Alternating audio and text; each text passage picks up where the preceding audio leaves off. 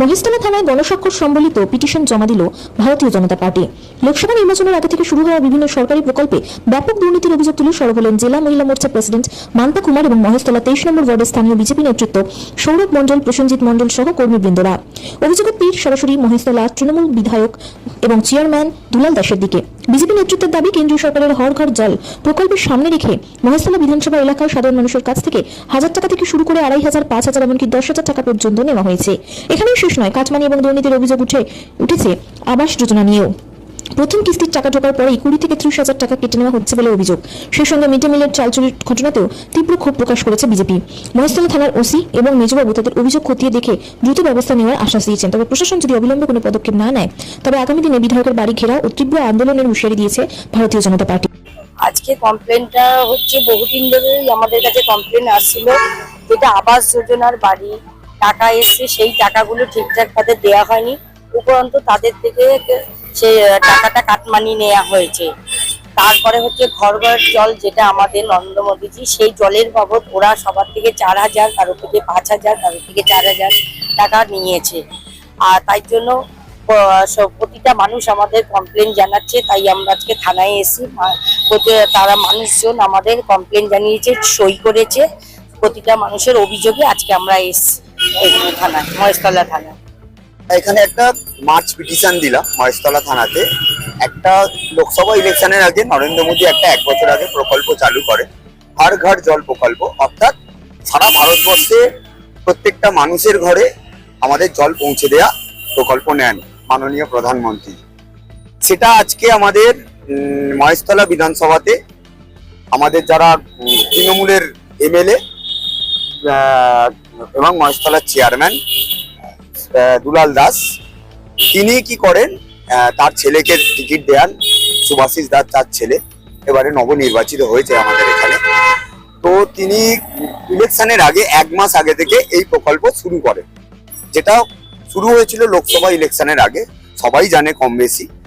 তো সেখানে গিয়ে এই প্রকল্প শুরু করতে কি করেন, বাড়ি বাড়ি যখন জলটা দিতে যায় তাদের কাছ থেকে প্রত্যেককে মিনিমাম 1000 টাকা এবং কারোর থেকে 2500, 3000, 5000, 10,000 টাকা পর্যন্ত শয়ে শয়ে মানুষের কাছ থেকে নেয়। এবং 23 নম্বর ওয়ার্ড থেকে আমাদের কাছে আজকের বিভিন্ন জায়গা থেকে কমপ্লেন আসে। এবং পুরো ফ্রিতে প্রত্যেকের ঘরে জলটা পৌঁছে দেওয়ার দায়িত্ব ছিল। কিন্তু সেখানে এরা টপ টু বটম, মানে গ্রাউন্ড লেভেল থেকে যে নেতা পাড়ার এলাকার বুথের দায়িত্ব থাকে, তার থেকে কাটমানি শুরু করে টপ লেভেল পর্যন্ত চেয়ারম্যান পর্যন্ত সেই কাটমানির অংশীদার। আজকে উনি রেজিগনেশন দিয়ে দিয়েছেন, এখনো রেজিগনেশন দেননি এখান থেকে, কিন্তু বিধায়ক হননি, ওনার ছেলেকে দাঁড় করিয়েছেন। কিন্তু প্রত্যেকটাই আতুর ঘর হয়ে দাঁড়িয়ে আছে এখানে, প্রত্যেকটাই ঘুঘুর বাসা। এটা হলো জল প্রকল্প। এরপরে আছে রেশন দুর্নীতি, তার সাথে আছে মিড ডে মিলের চাল। আজকেরই আমাদের কাছে খবর এসছে মহেশতলা থেকে, একটুখানি খবর পেলাম আমরা, একজনকে তুলে নিয়ে এসছে মহেশতলা স্কুল থেকে, সম্ভবত ওখান থেকে চাল চুরি, গার্লস স্কুল থেকে চাল চুরির অভিযোগে। আর আরেকটা আছে আবাস যোজনা। আবাস যোজনার টাকাটা এরা এমন ভাবে সুন্দর প্রোগ্রামে নিত, চুরি করতো, কাটমানি নিত। প্রথম কিস্তির টাকাটা ঢুকলো, সেখান থেকে এরা কি করলো, 20 থেকে 30,000 টাকা প্রথম চলে যাবে, কোনো বিনা লিখিত ভাবে ওদের কাছে দিতেই হবে। আর দ্বিতীয় কন্ডিশন থাকবে যে পরের টাকা যখনই আসবে সেই টাকা দিতে গেলে আমাদের কন্ট্যাক্ট দিতে হবে। মানে আমার যে পার্টির লোক আছে, আপনি বাইরে থেকে কন্ট্যাক্ট দিতে পারবেন না। হ্যাঁ, তো সেই কন্ট্যাক্ট দিতে হবে, না হলে আপনার ঘর হবে না। এরকম বহু ঘর হাফ অবস্থায় পড়ে রয়েছে।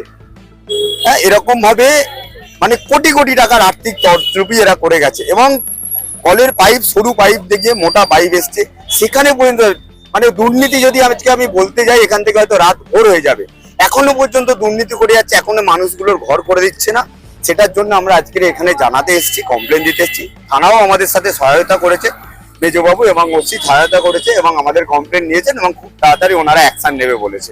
আর যদি না নেয় আমাদের পরবর্তী স্টেপ হবে ওনার বাড়ি ঘেরাও। হ্যাঁ, আমরা অবস্থান বিক্ষোভ করব। আমরা ভারতীয় জনতা পার্টি কোনো অশ্লীল আচরণ আমরা করবো না। আমরা শৃঙ্খলা পরায়ণ দল, আমরা মানুষের পাশে আছি এবং থাকবো, এই বার্তা দিতেই চাই। চারিদিকে শুরু হয়েছে দুর্গাপুজোর আনন্দের প্রস্তুতি। নতুন পোশাক, উৎসবের আনন্দ আর পরিবারের হাসিতে ভরে উঠবে অসংখ্য ঘর। কিন্তু আমাদের সমাজের অনেক অসহায় শিশু এবং বৃদ্ধ বাবা মায়ের কাছে এই আনন্দ এখনো অধরা। তাদের মুখেও ফুটতে পারে পুজোর হাসি আপনার সামান্য সহযোগিতায়। এই শারদোৎসবে মাতৃশক্তি সম্মান উদ্যোগ নিয়েছে অসহায় শিশু ও বৃদ্ধ বাবা মায়েদের হাতে নতুন পোশাক তুলে দেওয়ার। আপনিও আপনার সামান্য অংশ বাঁচিয়ে একটি শিশু অথবা একজন বৃদ্ধ বাবা মায়ের নতুন জামার দায়িত্ব নিন। আপনার ছোট্ট সহযোগিতাই কারো জীবনের সবচেয়ে আনন্দের পুজো উপহার হয়ে উঠতে পারে। আসুন সবাই মিলে ভাগ করে নিই পুজোর খুশি। বাড়িয়ে দিন সাহায্যের হাত।